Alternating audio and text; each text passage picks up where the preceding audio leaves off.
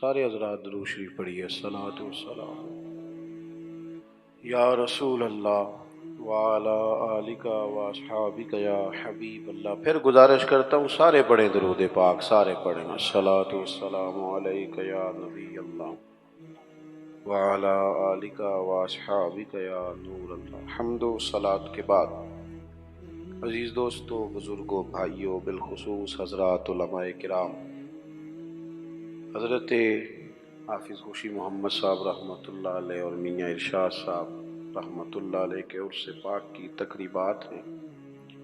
عصر کا وقت چونکہ بڑا قریب ہے، اس لیے میں نے بڑی جلدی سے بات شروع کر دی ہے۔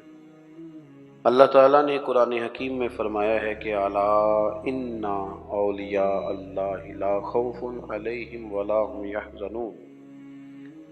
فرمایا خبردار ہو جاؤ، بے شک جو اللہ کے دوست ہیں انہیں نہ کوئی خوف ہے اور نہ وہ کبھی غمگین ہوں گے۔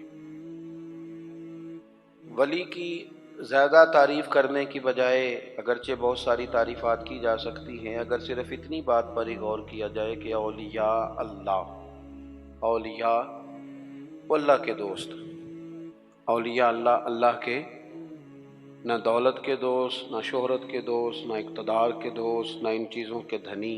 اولیاء اللہ، اللہ تعالیٰ کے ولی وہ ہوتا ہے جو رب کا دوست ہو، ہر صورت میں رب کی دوستی کو نبھائے، اللہ کی رضا چاہتا ہو، اللہ تبارک و تعالیٰ کی رضا پہ چلتا ہو، اللہ کی مخلوق سے اللہ کی رضا کے لیے محبت کرتا ہو، اللہ تبارک و تعالیٰ کے دین کو پھیلانے کا شوق اور جذبہ رکھتا ہو، قرآن مجید کو رب کریم کی محبت میں ابلاغ کرنے کا، ترویج کرنے کا، پڑھنے پڑھانے کا شوق رکھتا ہو، دوست ہوتا ہے وہ اللہ کا۔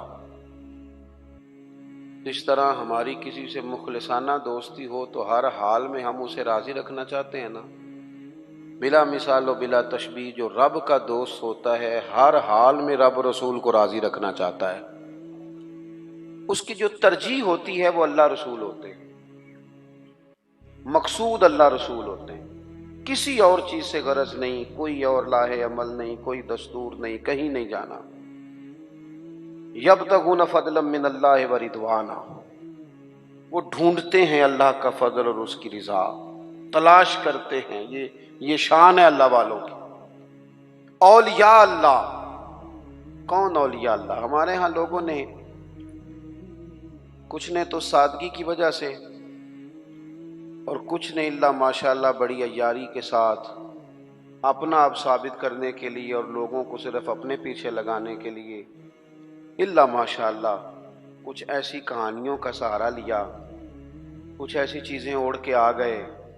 انہوں نے کہا شریعت کیا ہوتی ہے، معاذ اللہ مولوی کو کیا پتا، میرے پاس معرفت کی باتیں ہیں۔ انہوں نے لوگوں کو طرح طرح سے پریشان کیا۔ اللہ تعالیٰ نے خود بتایا ولی کون ہوتا ہے، کسی ادھر ادھر سے تشریح لینے کی ضرورت نہیں۔ ہمارے ہاں لوگ سمجھتے ہیں جو ذرا انوکھی سی بات کرے نا، جو ذرا تھوڑا ہٹ کے بولے نا، او خو، جو گہری بات کرے نا، او خدا کے بندو، دنیا میں سب سے زیادہ معرفت والی باتیں نبی کریم علیہ السلام نے کی ہیں، پر اتنی سادہ کی ہیں کہ ہر بندے کی سمجھ میں فوراً ہی آ جایا کرتی تھی۔ اور روٹین کے معاملات محبوب نے سکھائے ہیں، حقوق العباد ادا کرو، زندگی کو اچھے طریقے سے گزارو، زندگی کو زندگی بناؤ، یہی دین ہے۔ لیکن لوگوں نے نا کچھ کہانیوں کا سہارا لے کر، کچھ طرح طرح کی باتیں بنا کر لوگوں کو پریشان کیا۔ خود اللہ تعالیٰ نے قرآن مجید میں بتایا ولی کون ہوتا ہے۔ ایک تو فرمایا الذین آمنوا، یہ وہ لوگ ہیں جو ایمان لائے، وکانوا یتقون، اور دوسرا انہوں نے تقوی اختیار کیا۔ دو صفات قرآن نے ولی کی بیان کی، ایک تو اس کا ایمان کامل ہوتا ہے، وہ کچی پکی باتیں نہیں کرتا، ڈبل مائنڈڈ نہیں ہوتا، کر لوں نہ کروں، چلوں کہ نہ چلوں، ٹھیک رہوں گا کہ نہیں رہوں گا، آپ ویسے کیا کہتے ہیں، یہ کر لوں، یہ کچی پکی باتیں۔ رب کے بندے کی شان یہ ہے کہ اس کا ہر وقت اپنے رب پر بھروسہ مضبوط ہوتا ہے، مضبوط۔ ہمیں پتہ کیا کیا گیا ہے، میں کمزور کر دیا گیا ہے، ہم ڈبل مائنڈڈ لوگ ہیں۔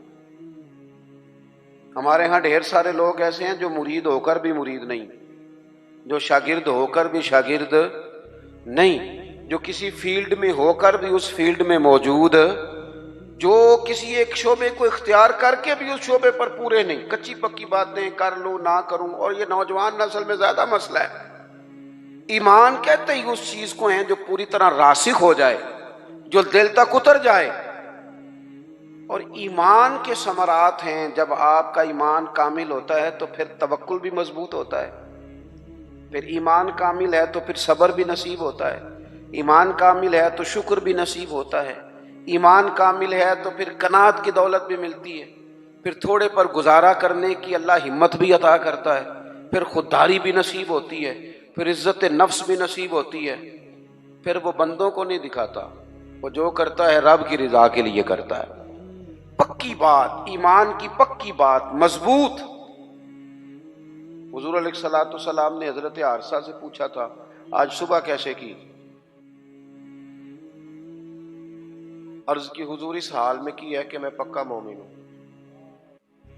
تو محبوب نے فرمایا تمہارے ایمان کی دلیل؟ عرض کی حضور جنتیوں کو جنت میں جاتا دیکھ رہا ہوں اور دوزخیوں کے فیصلے ہو رہے ہیں، یعنی یہاں سے لے کر جنت میں جانے تک ہر چیز پر میرا ایمان پکا ہے۔ مضبوط افکار ہوں، پکی باتیں ہوں، عزم کر لے، کوئی ضروری نہیں بندہ جیت ہی جائے، ضروری نہیں۔ بدر میں اللہ تعالیٰ نے مسلمانوں کو کامیابی دی تھی، احد میں ذرا تھوڑی مسلمانوں کو وقتی طور پر پیچھے ہٹنا پڑا تھا۔ اللہ کو ضروری ہے کہ ہر موقع پر انسان جیت ہی جائے، لیکن اس کا عزم پکا ہونا چاہیے، اس کا نظریہ پکا ہونا چاہیے۔ الذین آمنوا، پکی بات کرتے ہیں، پکی بات کرتے ہیں صاحب ایمان۔ حضرت مولا علی شیر خدا کرم اللہ تعالی وجہہ الکریم بیمار ہو گئے، علالت بہت زیادہ تھی اور اس کی وجہ سے نکاہت ہو گئی، کمزوری ہو گئی۔ اٹھ کے کھڑے ہوتے تھے تو بظاہر جسم پہ راشا تھا، کامتا تھا وجود۔ ایک صحابی تیمارداری کے لیے حاضر ہوئے اور جناب مولا کائنات کو دیکھ کر کہنے لگے میرے بھائی علی آپ تو بڑے کمزور ہو گئے، تو مجھے تو خدشہ ہے کہ اسی علالت میں کہیں رب کی بارگاہ میں آپ کی حاضری نہ ہو جائے۔ تو مولا علی شیر خدا نے پتہ کیا فرمایا؟ فرمانے لگے تو فکر نہ کر، مجھے کچھ بھی نہیں ہوگا، تو بے فکر ہو کے جا۔ کمزوری پوری ہے، لیکن نا ایک بندے کو ڈاکٹر نے کہا ہے رپورٹیں دیکھ کے کہ آپ کی رپورٹیں بتاتی ہیں کہ دن ذرا کم ہی ہیں، لگتا ہے، رپورٹس کہتی ہیں۔ تو کچھ ایسے ہوتے ہیں جن کو دن بتایا تھے تو وہ گھنٹے بھی نہیں نکالتے، وہ گئے۔ اور کچھ کہتے ہیں ڈاکٹر تو ٹھیک ہی کہتا ہوگا پر اپنے علم کے مطابق ہی کہتا ہے نا، ہوگا تو وہ جو میرا رب چاہے گا۔ یہ لوگ مضبوط ہوتے ہیں، ان کے اندر کچھ ایسی چیزیں ہوتی ہیں جس سے مضبوطی پیدا ہوتی۔ حضرت مولا علی شیر خدا کرم اللہ تعالی وجہ الکریم فرمانے لگے تو بے فکر ہو کے جا، مجھے کچھ بھی نہیں ہوگا۔ اس نے کہا جی آپ بڑے شدید کمزور ہیں، نکاہت ہے، حالت آپ کی بتا رہی ہے۔ تو حضرت علی فرمانے لگے مجھے کچھ بھی نہیں ہوگا۔ کہنے لگا جی کوئی اس کی وجہ؟ فرمانے لگے وجہ ہے نا، اللہ کے محبوب علیہ الصلوۃ والسلام نے فرمایا کہ علی تو اس وقت دنیا سے جائے گا جب تیری داڑھی خون سے رنگین ہوگی، تیرے اوپر خنجر سے، نیزے سے، تلوار سے وار کیا جائے گا۔ میں بیماری سے نہیں جاؤں گا، میں تو میدان کے اندر مجھ پر حملہ کیا جائے گا۔ یہ بیماریاں جتنی مرضی بھی آ جائے میرا بگاڑ کچھ نہیں سکتی، کیونکہ ساڈے نبی دی زبان ساڈے واسطے قرآن، حضور نے فرما دیا ہے، لہذا میرا کچھ بھی بیماری بگاڑ سکتی۔ ہم نہ کمزور ہیں، اور یہاں سے کمزور ہیں، یہاں سے مالی طور پر جو لوگ کمزور ہوتے تھے وہ بھی گزارا کر جاتے تھے، جو لوگ جسمانی طور پر کمزور ہوتے تھے وہ بھی کچھ سوسائٹی میں وقت گزار لیتے۔ ہم ذرا ذہنی طور پر کمزور ہیں، کچی باتیں کرتے ہیں۔ جوانوں سے پوچھے نا کیا کرنا ہے، عمر کتنی ہے؟ کہتا میری عمر ہے 26 سال۔ کرنا کیا ہے؟ کہتا سوچ رہا ہوں۔ او بھائی محمد بن قاسم تو 17 سال کی عمر میں سندھ فتح کر گئے۔ چھوٹی چھوٹی عمروں میں معوذ اور معاذ رضی اللہ تعالیٰ عنہما نے ابو جہل کو قتل کر دیا۔ وہ لوگ تو انقلاب برپا کر گئے اور آپ اتنی عمر ابھی سوچ رہے ہیں کام کس دن کرنا ہے، پروگرام کس دن طے کرنے۔ आगे किस दिन बढ़ना है? पूरी 40 साल उम्र नहीं हुई हजरत सैयदना मुआज इब्न जबल की, हुजूर को राजी भी कर गए, एक इलाके की गवर्नरी भी देख गए, रब की बारगाह में पेश हो गए। हजरत उमर बिन अब्दुल अजीज का जिक्र मेरे दोस्तों मिंबरों पर होता है, वो सूफियों के लिए भी राह अमल हैं, उलमा के लिए भी हैं, बादशाहों के लिए भी हैं। उम्र कितनी पाई? 39 साल, पूरी 40 नहीं, 39 साल। हमारी तो वो कच्ची पक्की बातें, कोई अज़म नहीं, कोई प्रोग्राम नहीं है। वही तेरे जमाने का इमाम बरहक जो तुझे हाजिर और मौजूद से बेजार करे और मौत की शक्ल में दिखला के तुझे जलवा यार जिंदगी तेरे लिए और भी दुश्वार करे। अल्लाह का बंदा तो वो है कि तेरा जीना मुश्किल कर दे, तुझे काम पे लगा दे, तू निकले, तू सुबह हो शाम पलटना झपटना, झपट कर पलटना, लहू गर्म रखने का है एक बहाना। लेकिन जिन लोगों ने सारी जिंदगी तय ही नहीं किया कि असल में हम हैं क्या, हमने जाना किधर है, करना क्या है, कोई मकसद हयात तो हो। तो अल्लाह के बंदे कामिल यकीन वाले